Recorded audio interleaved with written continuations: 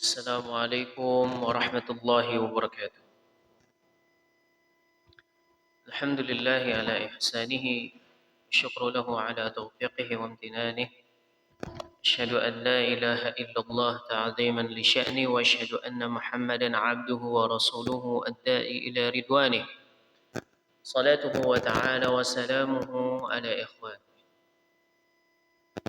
Hadirin jamaah ahibati hafizakumullah. Alhamdulillah, kita senantiasa masih diberikan kenikmatan iman, Islam, kenikmatan tauhid, kenikmatan kita bisa menuntut ilmu pada pagi hari. Karena kalau misalkan sudah masuk ke subuh, bawaannya kalau misalkan sudah hari libur, maunya tidur aja. Betul ya? Udah ngantuk sebenarnya. Tapi alhamdulillah. Allahumma shayyiban nafi'an. Hujan ya. Mejanya terlalu sempit buat Ana ini. Mejanya terlalu sempit buat Ana. Insyaallah.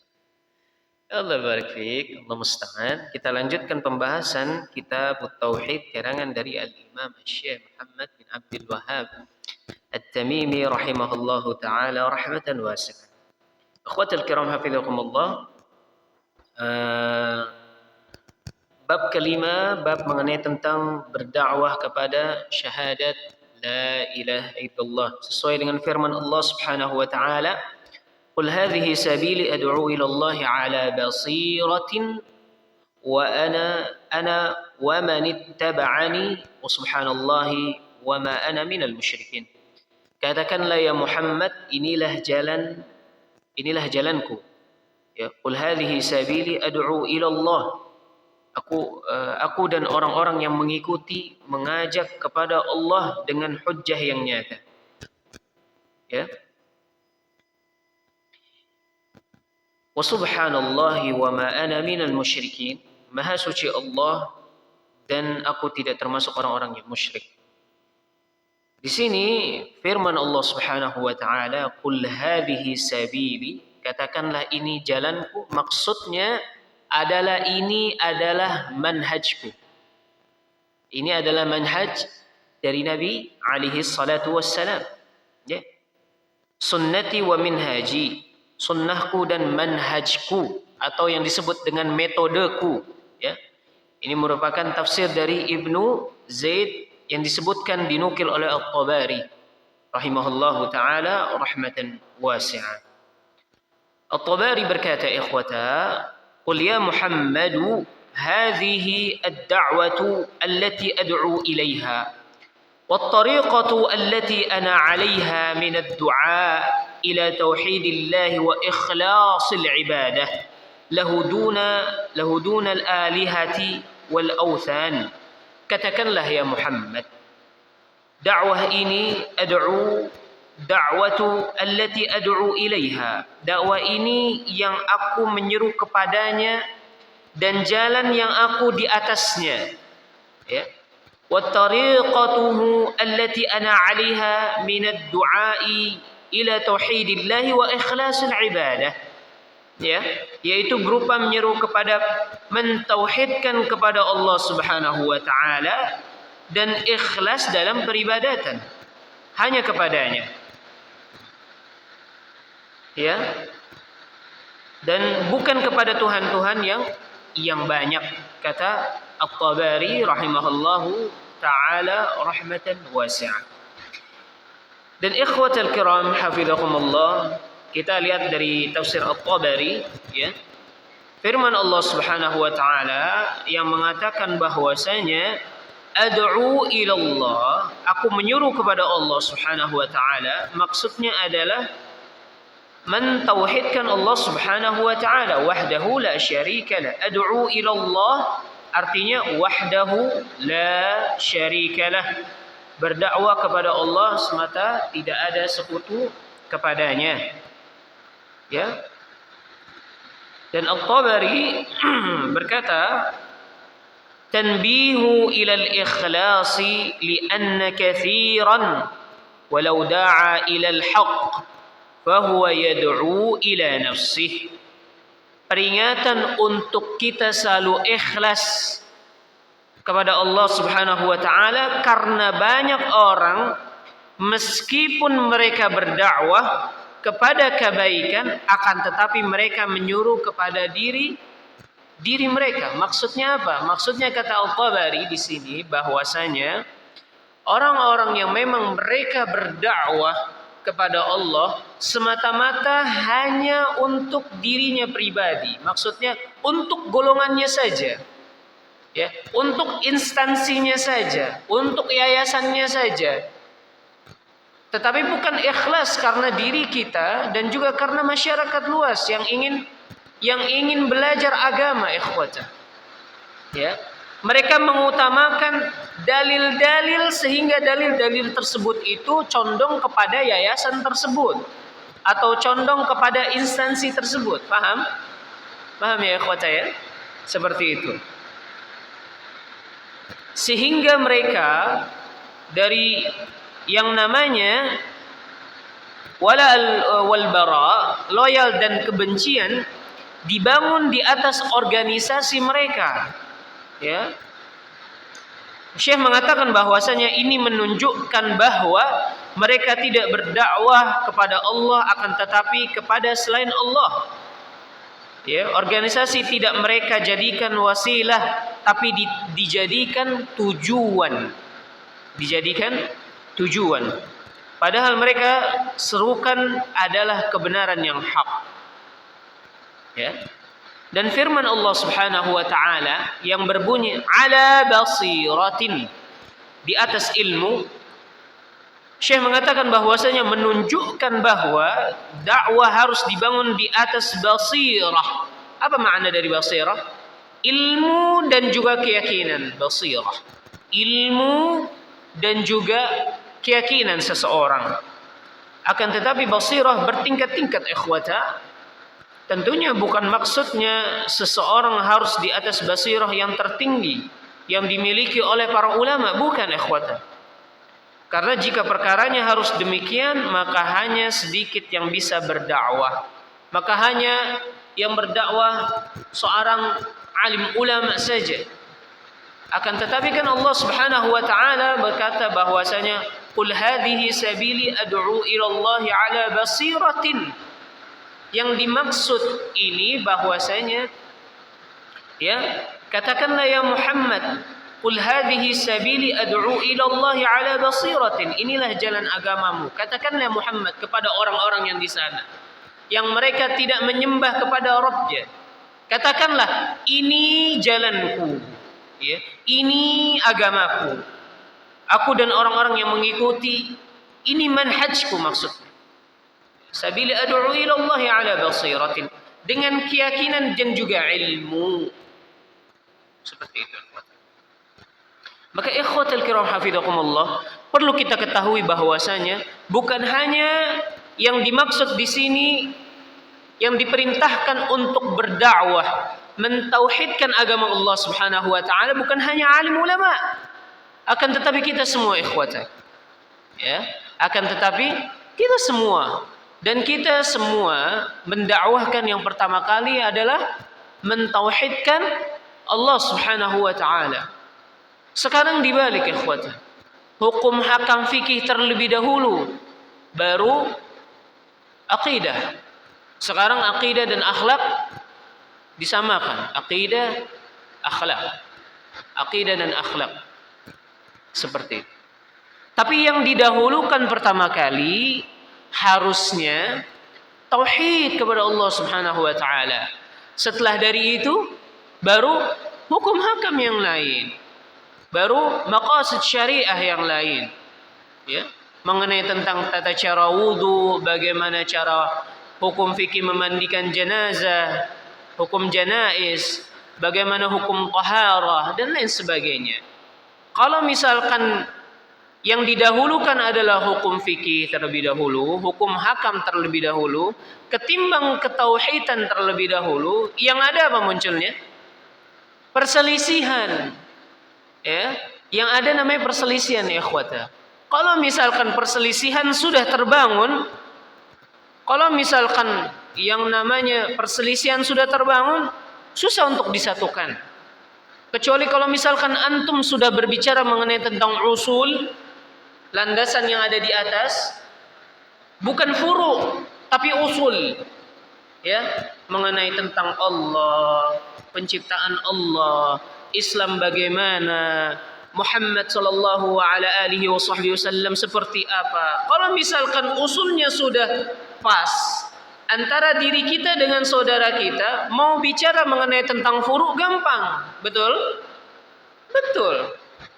Sekarang dibalik, bahas dulu furu'nya, baru usulnya. Gak bisa ya ikhwatan.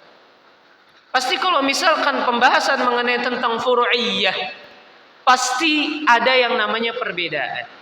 Betul? Pasti ada namanya perbedaan. Mengenai tentang solat saja deh.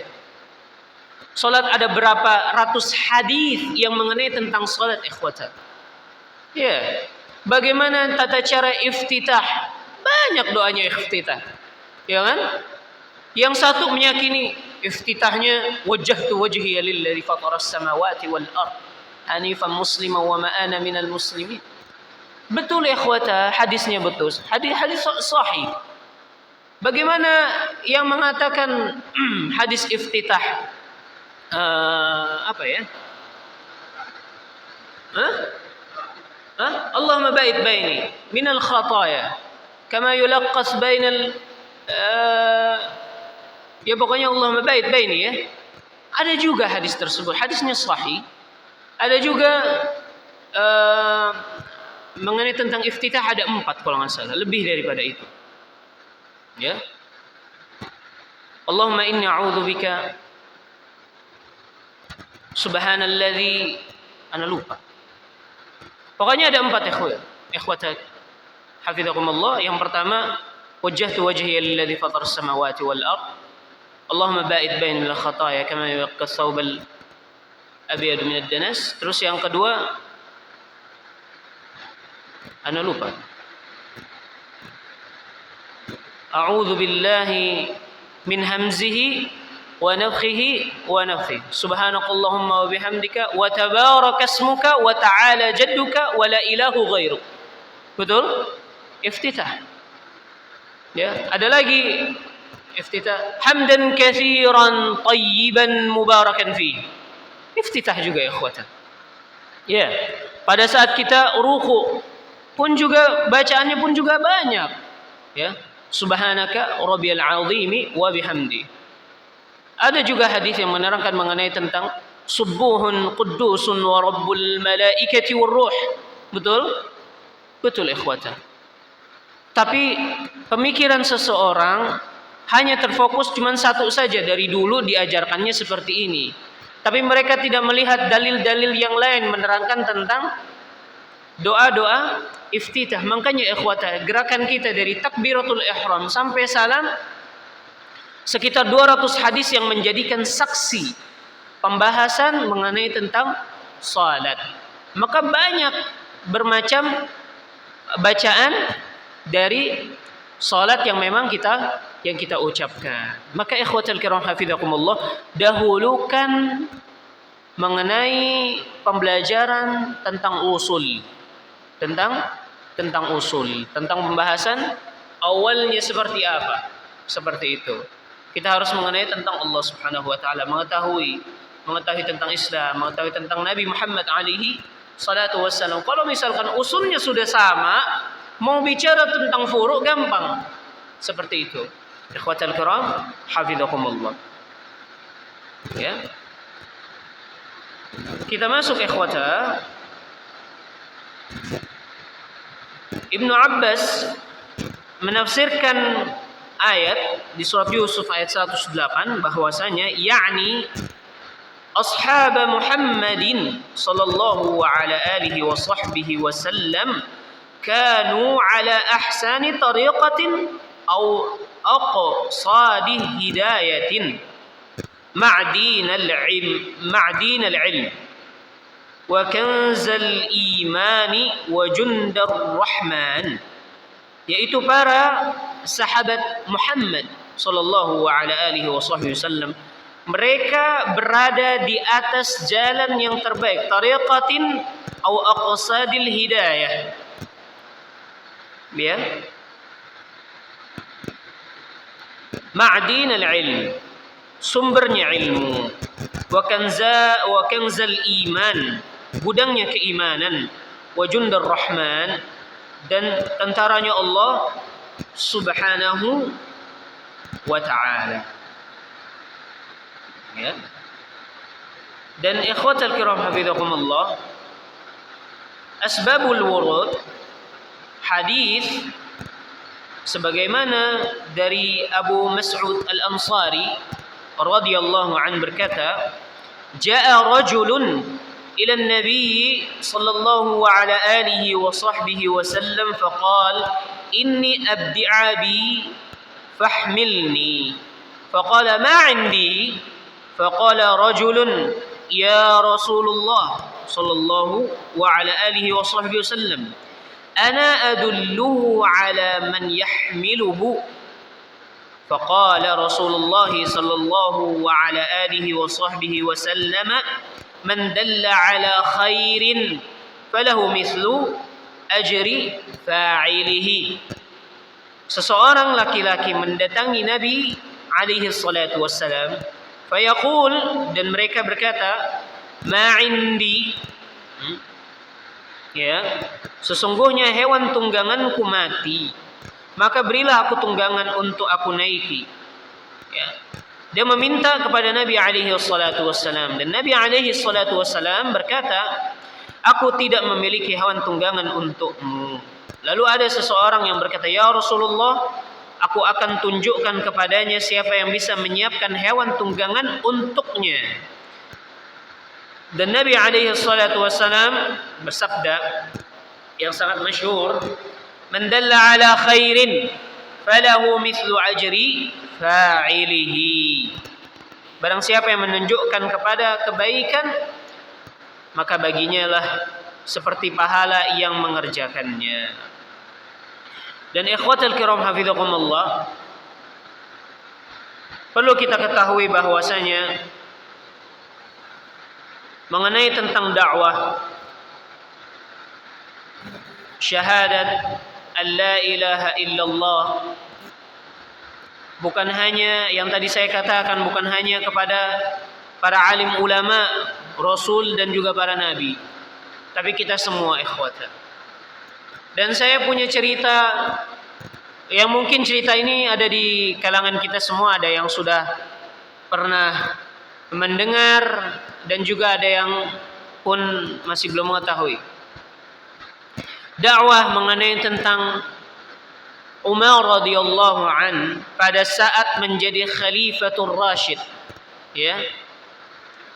Pada saat menjadi raja umat muslimin pada waktu itu,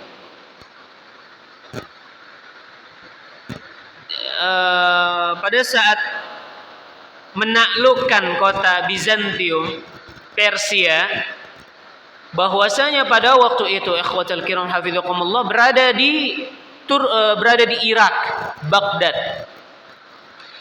Dan ada di situ, jadi di Kubah, di mana Kubah tersebut ada makam sosok Nabi. Sudah bisa terbayang Nabi siapakah? Belum terbayang. Jadi di Kubah tersebut ada sosok Nabi yang sudah meninggal.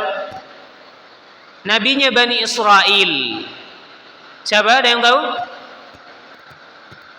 Nabi Daniel namanya, alaihi salam.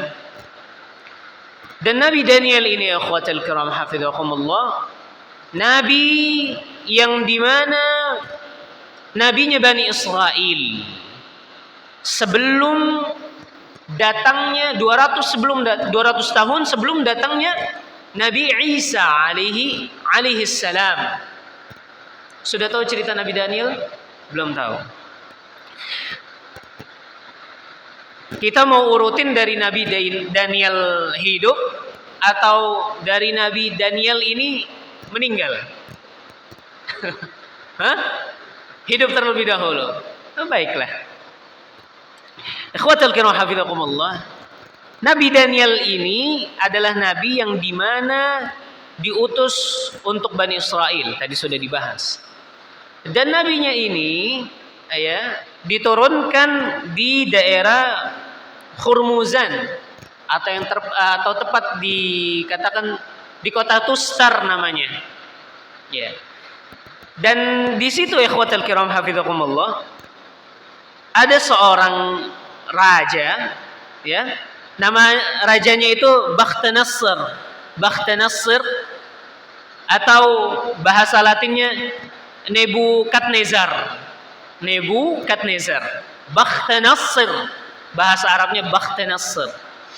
Dan ikhwatul kiram hafizakumullah, sezaman dengan Bakhtanasr tersebut Nabi Daniel alaihi salam. Dan biasanya para raja pasti punya yang namanya dukun atau penyamun, ya, yang dengan bantuan jin mereka bisa melihat ke depannya nanti bagaimana gitu ya.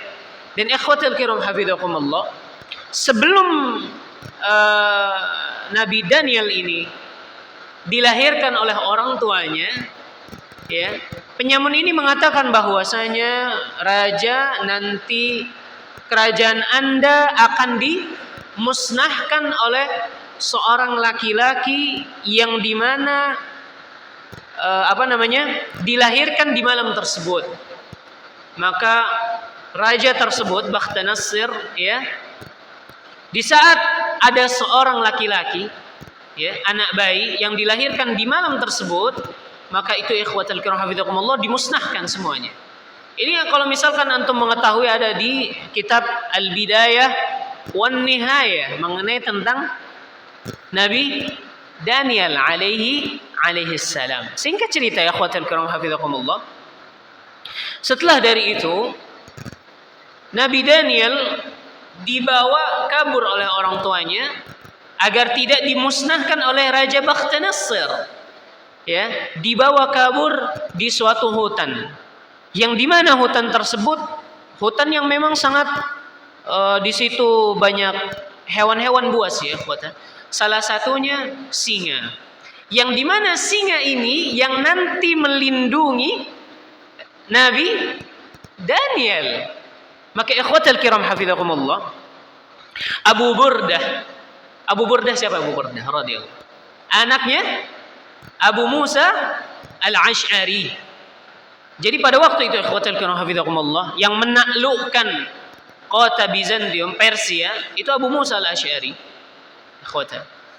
Dan Abu Burdah, ya, bin Abi Musa Al-Ash'ari radhiyallahu an, mempunyai cincin, yang dimana cincin tersebut replikanya itu ada dua singa di cincinnya, dua singa yang sedang menjilati anak kecil.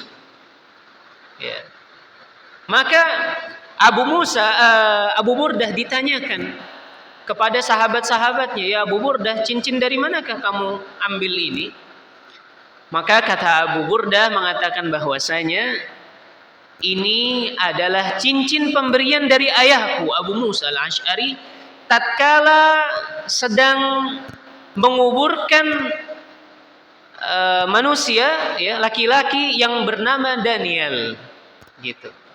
Dan ikhwatul kiram hafizakumullah, Daniel alaihi salam adalah sosok nabi yang memang ulama mengatakan bahwasanya ada yang mengatakan dia itu orang saleh, ada yang mengatakan nabi.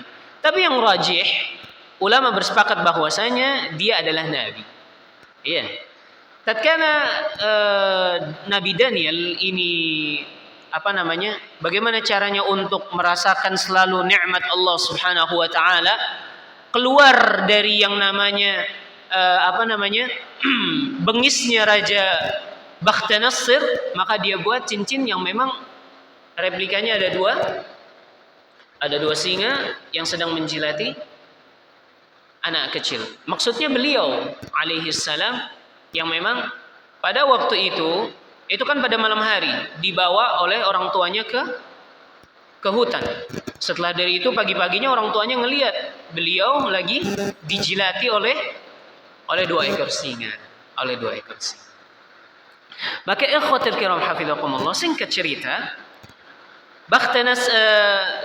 Nabi Daniel ini termasuk orang-orang yang memang dizolimi oleh Bakhtanasr. Karena Bakhtanasr ini adalah raja yang keji, membakar Taurat, gitu ya. Terus beliau ini yang memang menghancurkan Palestina. Sebagian ditaklukkan Palestina oleh Bakhtanasr, raja Persia ini, akhwata. Nah, dan Daniel alaihi salam termasuk orang-orang yang memang dizalimi oleh Bakhtanasr. Dan ikhwatul kiram hafizakumullah, perlu kita ketahui bahwasanya Nabi Daniel sudah mengetahui bahwasanya suatu saat nanti ada nabi yang namanya Muhammad. Ada ya nabi namanya Muhammad alaihi salatu wassalam. Pada waktu itu Daniel berkata bahwasanya satanzi'u fi qissiyati ighrakan wa tartawi sihamu bi amrika ya Muhammadu irtaqa. Ini Daniel berkata kepada raja tersebut. Kata Daniel, kelak engkau akan mendapati kerajaanmu, wahai raja yang zalim, dihancurkan dengan hausnya anak-anak panah yang memang nantinya akan menghabisi pasukan-pasukan engkau. Ya. Berkat perintah dari seorang nabi akhir zaman yang bernama Muhammad. Tadi kan dikatakan ya bahwasanya wa tartawi sihamu bi amrika ya Muhammadu. Nanti yang akan menghancurkan itu semua, yang membumi hanguskan adalah siapa? Seorang nabi dan rasul akhir zaman, yaitu Nabi Muhammad alaihi salatu wassalam. Singkat cerita ya ikhwata, setelah dari itu Nabi Daniel meninggal dunia alaihi salam. Setelah dari itu ikhwatul kiram hafizakumullah, yang namanya jasad Nabi perlu kita ketahui bahwasanya jasad Nabi dan jasad Rasul tidak akan pernah lapuk sampai akhir zaman. Ini perlu kita ketahui ya. Dan jasadnya Nabi dan Rasul tidak terbakar oleh api. Tidak terbakar oleh api. Perlu kita ketahui. Ya. Maka ikhwatul kiram hafizakumullah, di zaman kerajaan Bizantium tersebut, Persia, ya, yang dimana di kota Tustar tersut, di saat mereka masuk ke dalam musim paceklik, kesyirikan ya ikhwatan, di mana sudah masuk ke dalam musim paceklik, maka jasadnya Daniel yang dibungkus oleh peti dikeluarkan oleh rakyat Bizantium tersebut, oleh rakyat Persia tersebut, dikeluarkan akan karena musababnya jasad ini Tuhan menurunkan hujan. Dan Allah Subhanahu wa taala menguji orang-orang Persia dengan itu. Ya. Dan kalau misalkan kita ketahui bahwasanya Allah Subhanahu wa taala yang menurunkan hujan tanpa sebab dan musabab yang lain. Allah yang menurunkan hujan, Allah yang memang mematikan, Allah yang memang menghidupkan, semuanya Allah Subhanahu wa taala. Bukan jasad dari Daniel alaihi salam. Dan Allah Subhanahu wa taala uji orang-orang Persia itu dengan jasadnya Daniel. Maka di saat ada musim paceklik, itu jasad dikeluarkan. Hujan. Terus diapain lagi? Dimasukkan kembali. Kalau misalkan udah masuk ke dalam paceklik, dikeluarkan lagi hujan. Seperti itu ikhwatul kiram hafizakumullah. Setelah dari itu ikhwatul kiram hafizakumullah, Abu Musa al-Asy'ari, ya, Abu Musa al-Asy'ari sudah membebaskan kota Persia, Irak pada waktu itu, Babilonia. Setelah dari itu ikhwatul kiram hafizakumullah, Abu Ya'la kalau nggak salah ya, saya lupa namanya.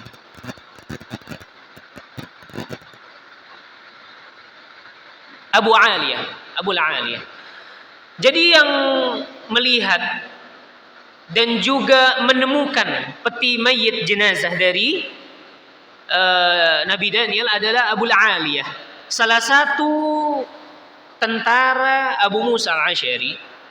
Setelah dari itu ikhwatul kiram hafizakumullah, jadi Abu Aliyah langsung melaporkan ini kepada Abu Musa al-Asy'ari.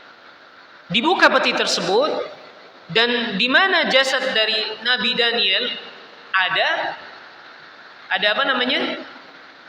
Ada tulisan pakai bahasa Persia. Dan pada waktu itu Umar radhiyallahu an menginstruksikan kepada Abu Musa al-Asy'ari bahwasanya tolong diterjemahkan. Dan masya Allah pada saat diterjemahkan, ya, tulisan tersebut yang memang mengabarkan mengabarkan ikhwata bahwasanya nanti setelah Nabi Daniel ini meninggal, ada dua nabi. Yang pertama Nabi Isa al-Masih ibnu Maryam yang memang mendapatkan mukjizat, yaitu kitab Injil. Dan yang kedua ada nabi akhir zaman, yang nabi tersebut menutup para nabi semuanya, yaitu Nabi Muhammad alaihi salatu wassalam. Dan dua nabi tersebut adalah yang memang dikhabarkan oleh Nabi Daniel. Masya Allah. Semua para nabi ikhwatal kiram hafizakumullah dan juga para rasul mendakwahkan tauhidullah, bukan mendakwahkan yang lain. Hatta Nabi Daniel ikhwata. Setelah dari itu ikhwatal kiram hafizakumullah, ya, pada saat sudah menemukan jasad dari Nabi Daniel dan sudah diketahui oleh pasukan tentara pada waktu itu Abu Aliyah saja bahwasanya jasad ini yang nantinya pada saat musim paceklik dikeluarkan. Wah, ini kesyirikan, dan dilaporkan kepada Abu Musa al-Asy'ari, dan Abu Musa al-Asy'ari melanjutkan informasi ini kepada Umar bin Khattab radhiyallahu anhu. Dan luar biasanya Umar menutup celah kesyirikan tersebut dengan caranya, kuburkanlah jasad dari Daniel alaihi salam tapi pada malam hari. Luar biasanya gini ikhwatan. Umar bin Khattab radhiyallahu an menggali 13 galian kuburan pada siang hari. Dan setelah dari itu ikhwatal kiram hafizakumullah, mungkin nanti antum bisa melihat maksudnya Umar radhiyallahu an itu kayak gimana sih sebenarnya, kan gitu ya. Jasadnya kan satu. Yang dibuat kuburan berapa? 13 ikhwatan. Setelah dari itu ikhwatal kiram hafizakumullah, ya, di malam hari Nabi Daniel dikuburkan oleh dua orang saja, Abu Musa al-Asy'ari dan juga Abu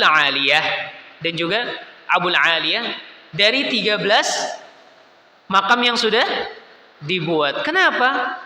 Agar kalau misalkan kita tahu bahwasanya hanya satu kuburan yang memang dikuburkan, mungkin orang-orang pada waktu itu sepeninggal dari Umar radhiyallahu an, dan juga sudah fase sahabat ini sudah pada meninggal, pasti ada yang namanya kesyirikan. Hatta fase ini sudah selesai, fasenya di Umar pun juga banyak juga kesyirikan ya ikhwata. Gitu. Dan Umar bagaimana caranya 13 makam ini dibuat, dan salah satunya ada Nabi Daniel. Walaupun udah dibuat seperti itu, ikhwatal kiram hafizakumullah, pemerintah Mesir mengklaim bahwasanya ini makam dari Nabi Daniel. Masya Allah. Syubhatnya luar biasa. Nggak ada yang tahu kecuali Abu Musa al-Asy'ari dan juga Abul Aliyah.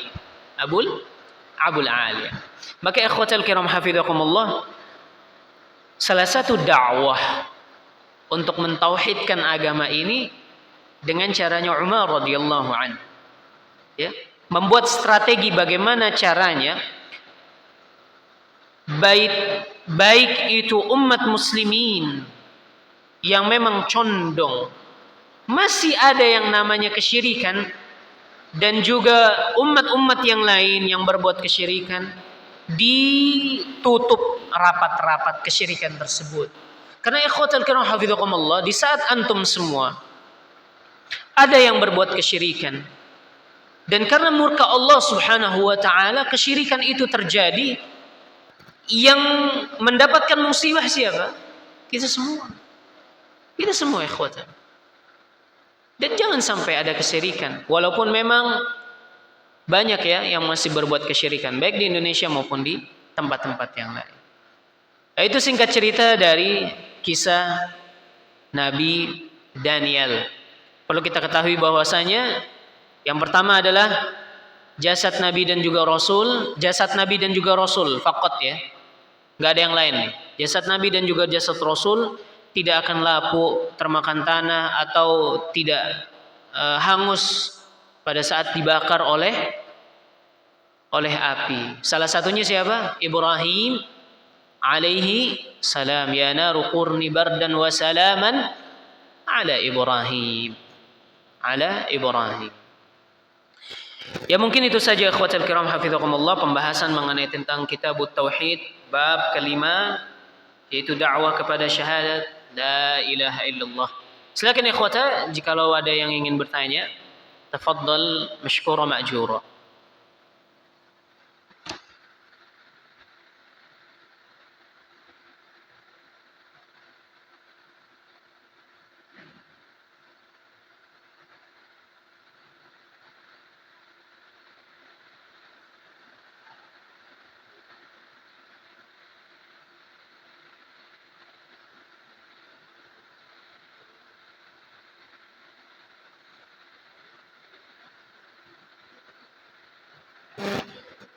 Ya, jikalau memang dikarenakan tidak ada pertanyaan, kita tutup pembahasan kitabut tauhid dengan membaca kafaratul majlis. Subhanakallahumma wa bihamdika asyhadu an la ilaha illa anta astaghfiruka wa atubu ilaik.